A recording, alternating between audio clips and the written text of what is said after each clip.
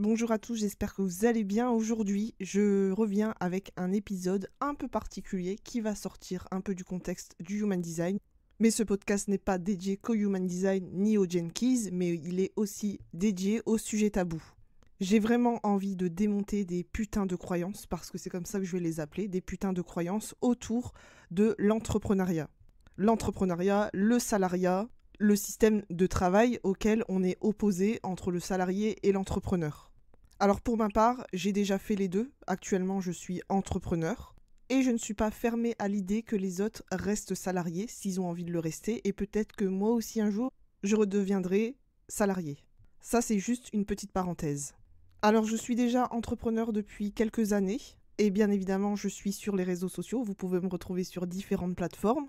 Et je scrolle régulièrement sur les réseaux sociaux pour voir un petit peu les nouvelles tendances, les trends, piocher des conseils qui me semblent pertinents et bien sûr aller soutenir mes amis entrepreneurs.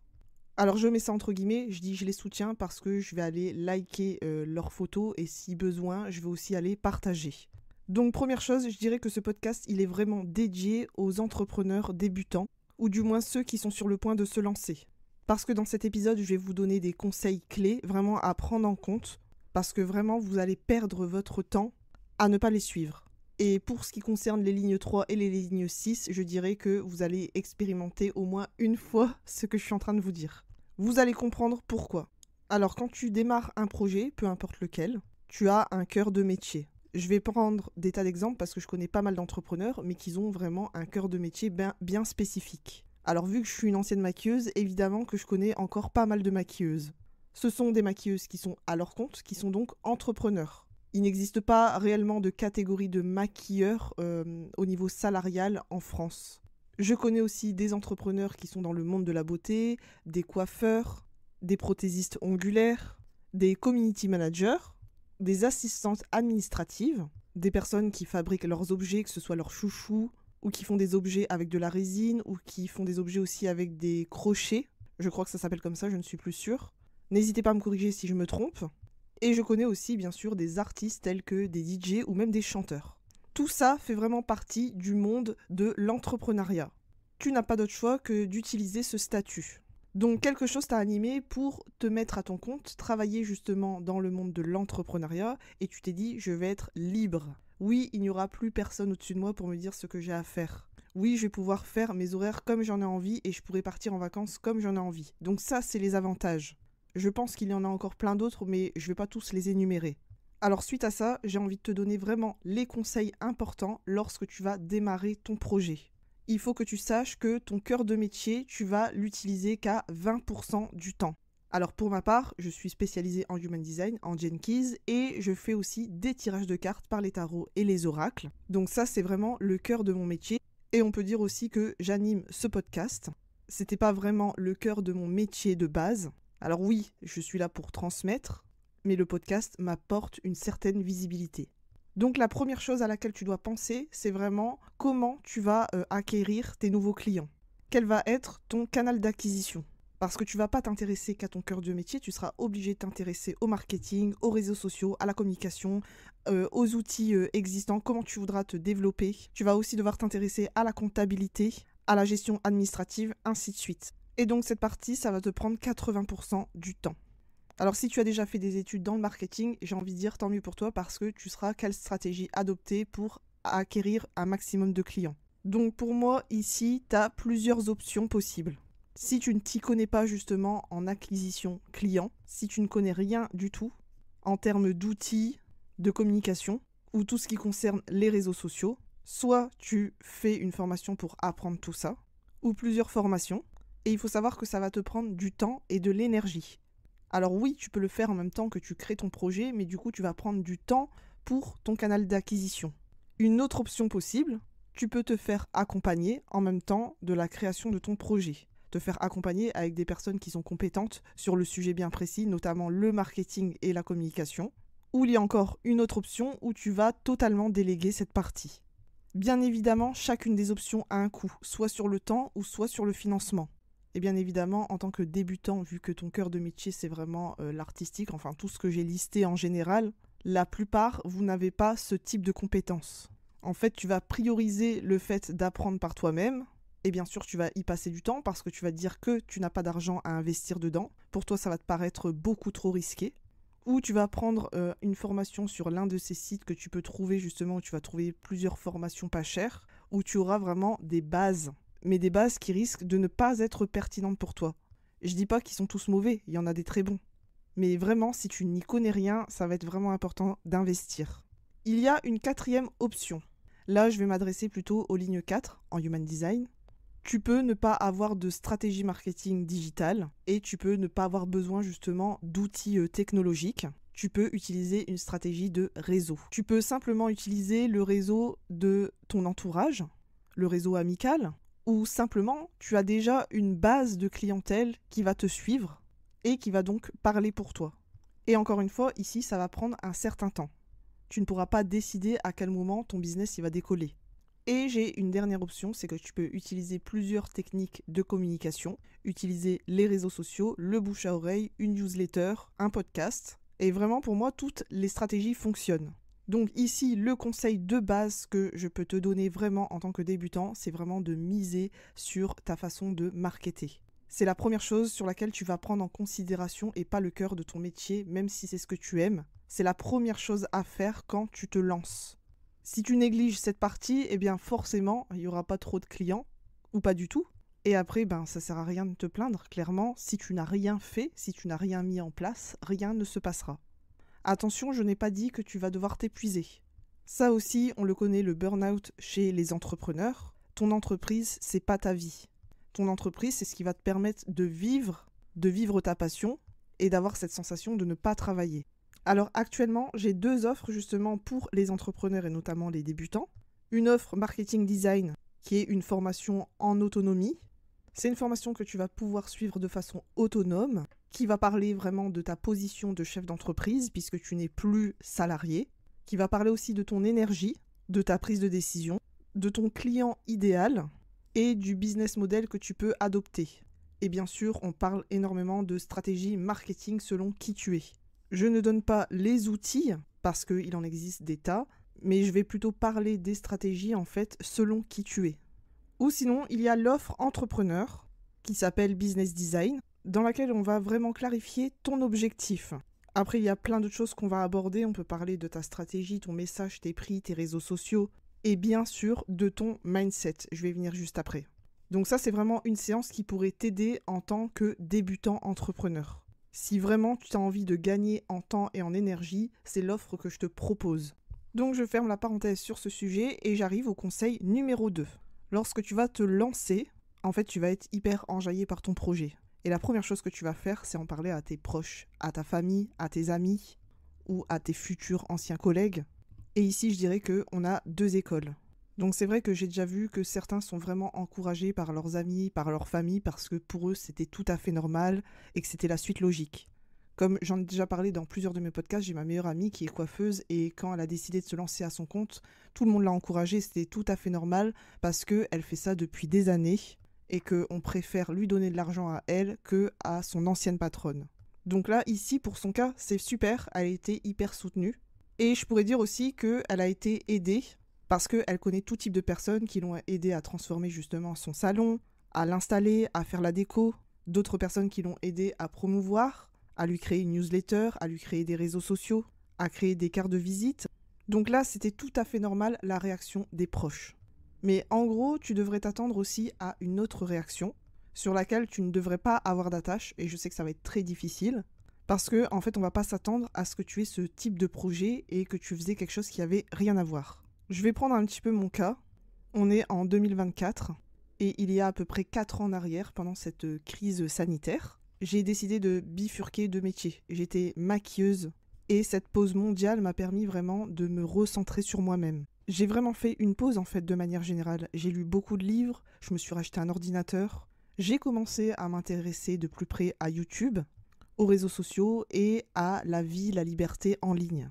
Le business en ligne plus particulièrement. Et je sais pas ce qui m'a pris, mais j'ai acheté plusieurs formations en ligne, bon, certaines dont lesquelles j'ai été très déçue. Et tout ça, en fait, ça m'a amené au Human Design. On peut dire que j'avais vraiment pris une année sabbatique parce que j'avais pris la décision d'arrêter le monde du maquillage.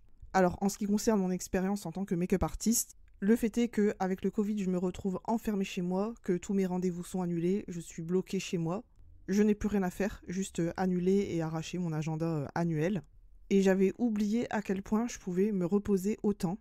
Et je me rendais vraiment compte que j'en avais marre de courir à gauche à droite pour des petits contrats. J'en avais marre de faire des kilomètres tous les jours pour un maquillage que je vais faire en une demi-heure. Certains ne le savent pas, mais j'ai déjà fait 600 km en une journée pour aller maquiller qu'une seule personne. Et cette vie a énormément impacté sur ma vie en général, ma vie de famille, parce que je pensais qu'au maquillage. Je vivais maquillage, je mangeais maquillage, je me maquillais maquillage. Non, je me maquillais plus en fait. J'avais arrêté de me maquiller parce qu'on me demandait t'es maquilleuse et tu te maquilles pas, mais j'en avais même plus l'envie. En fait, cette passion s'est transformée en obligation. Et j'avais cette sensation de me bagarrer toujours avec les clients et de devoir toujours me justifier. Et j'ai eu énormément de reproches de la part de mon mari en ce qui concerne mon emploi du temps. Et moi, je lui reprochais de ne pas comprendre ce que cela représentait pour moi. Donc ici, on était vraiment dans une situation avec le chat qui se mord la queue. Et cette crise sanitaire m'a vraiment aidée à changer de voie et à me retrouver avec mes proches, ma famille notamment. Donc j'ai changé de voie et j'ai basculé dans la spiritualité, le human design, les Gene-Keys et enfin les tarots. Je me souviens que j'ai annoncé ça à une de mes amies et qui m'a dit qu'elle comprenait pas pourquoi je faisais ça. Et la première question qu'elle m'a posée, mais comment tu vas faire ? Je prends un peu une voix de salope quand je fais ça. Mais aujourd'hui, je le dis vraiment avec le sourire. Parce qu'à ce moment-là, ce qu'elle a fait, c'est projeter ses propres peurs sur moi. Et moi, la chose que j'aurais voulu entendre, c'est félicitations. J'aurais voulu qu'elle m'encourage à ce moment-là. Je t'annonce une bonne nouvelle. Donc là, je voulais donner le conseil qu'il ne faut pas s'attendre à ce que vos amis et votre famille vous encouragent. Ce n'est pas du tout personnel, ce sont juste leurs propres peurs. Parce que c'est inconnu, ils ne connaissent pas. C'est facile de parler d'un sujet qu'on ne connaît pas. Et d'ailleurs, j'ai envie de dire que c'est humain. On le fait tous à un moment. Et inconsciemment, on le fait et on n'a pas envie de blesser. Ça part pas d'une mauvaise intention. Donc aussi, à retenir que vos proches, vos amis, votre famille ne sont pas forcément vos clients. Et ils ne peuvent pas et ils ne sont pas obligés de comprendre que vous passez d'un domaine à l'autre, car pour eux, c'est un manque de stabilité. Ça peut être aussi une autre valeur chez eux. Il faut vraiment être en accord sur le fait que vos amis ne vont pas vous soutenir. Je vois beaucoup d'entrepreneurs qui disent « Ouais, un petit like, un petit j'aime, un petit partage, un minimum, on est amis et pourrait faire ça. » Ouais, c'est vrai, les gens ils disent qu'ils n'ont pas d'argent pour m'acheter mes sacs, alors qu'ils vont s'acheter je sais pas combien leur sac Michael Kors. Voilà, je pourrais en parler encore pendant longtemps. Ce sont des phrases que j'ai entendues régulièrement sur les réseaux sociaux. Vos amis ne sont pas forcément vos clients. C'est pour ça que j'ai parlé des deux cas de figure. J'ai parlé de celui de ma meilleure amie qui était déjà coiffeuse depuis longtemps. Donc c'était normal, c'était la suite logique qu'elle se lance à son compte. Ses amis étaient déjà ses clients. Ici, dans mes amis, personne ne connaît et ne sait ce qu'est le human design. Alors j'ai entendu un débat qui était hyper intéressant sur les réseaux sociaux. Je fais un petit clin d'œil à Aura et Gabi, si jamais elle passe par là. Pour moi, Aura, elle a soulevé un point de vue plutôt intéressant, où elle disait qu'elle n'en parlait pas du tout à ses amis, à ses proches, de ce qu'elle faisait. Parce qu'il faut savoir que Aura, elle est coach en finance. Déjà, c'est un sujet qui est plutôt tabou. Je ne sais pas dans quoi elle travaillait avant, mais du coup, tout le monde ne s'attendait pas à ce qu'elle se lance dans la finance.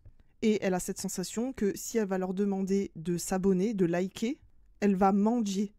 Et moi, là où je suis d'accord, c'est que je n'ai pas envie de demander à mes amis de liker, parce que de base, ils ne s'intéressent pas à ça. Et je le dis tout le temps, en human design, on n'est pas là pour forcer. Donc je ne vais pas forcer mes amis à aimer ma page, alors que ça ne les intéresse pas. Et à l'inverse, moi je sélectionne ce que j'ai envie de suivre, ce qui m'intéresse réellement. Je suis des comptes sur Instagram qui m'intéressent vraiment. Si j'ai une amie qui a ouvert n'importe quel business, ça ne sert à rien pour moi de lui mettre un j'aime pour soi-disant la soutenir. Je la soutiens pas en fait parce que je m'en fous. Par contre, si son domaine m'intéresse, là où je vais la soutenir, c'est que je vais aller lui acheter. Et comme ma meilleure amie est coiffeuse, je vais me faire coiffer chez elle et je soutiens son business en payant le tarif qu'elle a demandé. Alors il est vrai qu'à un moment, j'avais un peu mendié, j'avais demandé à mes proches, à mes amis justement de liker, mais certains sont devenus pratiquement moqueurs. Et là aussi, ayez du recul sur ce qu'on va vous dire. Alors sinon, ça marche ton petit truc. Tu gagnes ta vie avec ce que tu fais, tes petits trucs. Ces questions, en fait, je les trouve tellement débiles que je réponds oui, ça va bien. Et je passe à autre chose. Parce que la question, en fait, tu la poses peut-être par politesse, mais en fait, elle en a rien à foutre.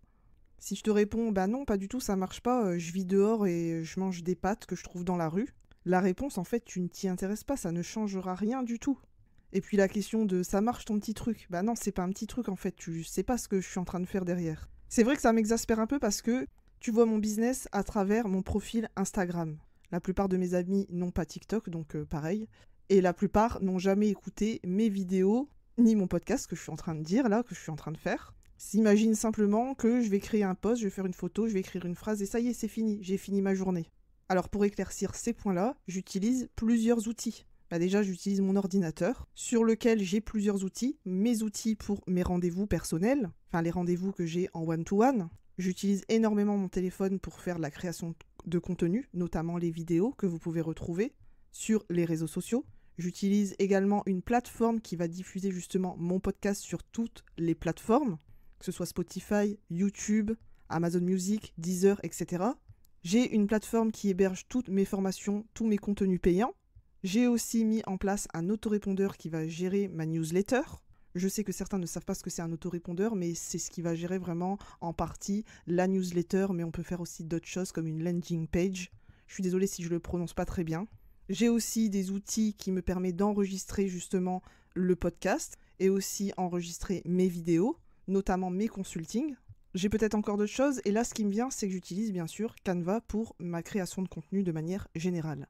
Et tout ça c'est très long à construire. Ça ne se fait pas du jour au lendemain, c'est des choses que j'ai construites au fur et à mesure des années et que j'ai bien sûr améliorées. Donc là je dérive un peu du sujet mais voilà, on peut pas dire que ça marche ton petit truc. C'est pas un petit truc parce qu'il y a plein d'autres choses à côté du cœur de métier, comme je l'ai dit en première partie. Alors là, je vais donner un conseil supplémentaire justement sur l'image, et notamment sur le personal branding. Si tu es artiste, c'est bien une chose sur laquelle il faudrait jouer. C'est bien sur laquelle il faudrait vraiment te concentrer. J'ai exactement un exemple pour ce type d'artiste. Si vous pensez à un certain pianiste, Sofiane, un des plus reconnus actuellement. Oui, il me semble que c'est Sofiane. Oui, c'est exactement ça, Sofiane Pamart. Donc allez-y, tapez son nom dans Google. Donc c'est un pianiste qui s'est vraiment démarqué par son image et par son style musical. Le piano, souvent, on l'associe au classique. Pourtant, il a utilisé vraiment le piano dans le style hip-hop. Et d'ailleurs, il y a plein d'artistes musicaux, justement, qui ont fait appel à lui, des artistes, justement, dans le monde du hip-hop, justement pour mélanger les styles. Et il le dit lui-même, aujourd'hui, son succès, il le doit un peu à l'image qui s'est créée. Des pianistes talentueux, il y en a plein. Mais là, ici, il a vraiment misé sur le personal branding. Ça aussi, on peut le voir justement dans la séance entrepreneur. C'est quelque chose qu'on peut aborder grâce au Human Design et par mes dons intuitifs. Donc on passe au conseil suivant, où là, je vais vraiment aborder le point clé et qui regroupe un peu les autres points dont je viens de parler. Ça va être le mindset. Dès que tu décides de te lancer à ton compte, il faut vraiment que tu aies un mental d'acier. Que tu es prêt vraiment à toutes les épreuves. Et j'ai envie de dire de faire des épreuves justement une transformation. Ou aussi de choisir et de ne pas le considérer comme une épreuve. Le fait que tes proches ne te soutiennent pas, ce n'est pas grave, ce n'est pas tes clients. Ton mental doit rester focus sur ce que toi tu as envie, sur ce que tu désires. Tu restes focus sur justement ton objectif, ou tes objectifs si notamment tu es MG.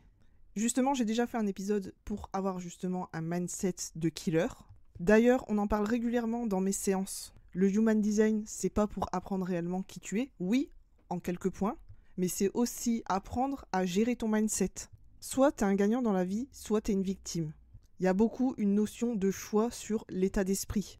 Chaque chose qui va se passer justement dans ton entreprise, tu dois pas en faire une défaite, ni un échec. Tu vas en faire un apprentissage, tu vas t'en servir justement pour apprendre. Et justement grâce à ça, tu vas pouvoir te réajuster.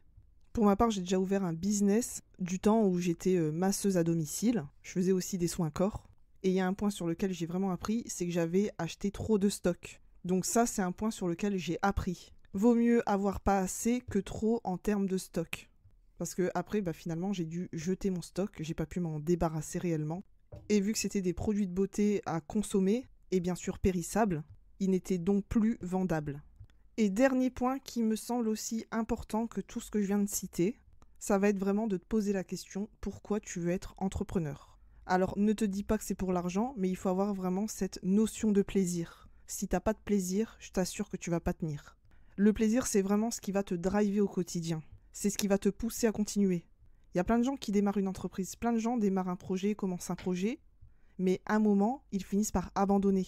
Parce que justement, il n'y a pas cette notion de plaisir, ou il n'y a plus cette notion de plaisir, parce que justement, à un moment donné, ils sont trop dans cette énergie de peur. Et si je ne vends pas, comment je vais faire ? Ils sont dans cette énergie de manque, donc forcément, c'est ce qu'ils attirent.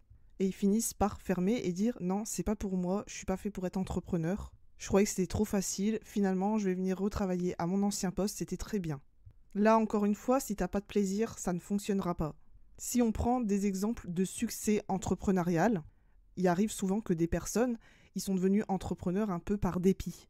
Ils n'avaient pas prévu de devenir entrepreneurs. Si je prends l'exemple de Squeezie, qui est un youtubeur le plus connu de France, en tout cas à mon sens, il a la porte 58 en soleil conscient. C'est la porte de la joie.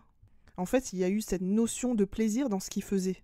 Il n'avait pas de but d'argent, pas de but entrepreneurial, il avait juste un but de se faire plaisir, justement en faisant des vidéos sur YouTube. Donc maintenant, je vais m'arrêter là parce que je pourrais encore parler pendant des heures. N'hésite pas à me dire ce que tu en as pensé en commentaire. Sur ce, je te souhaite une bonne soirée, un bon week-end et je te dis à bientôt.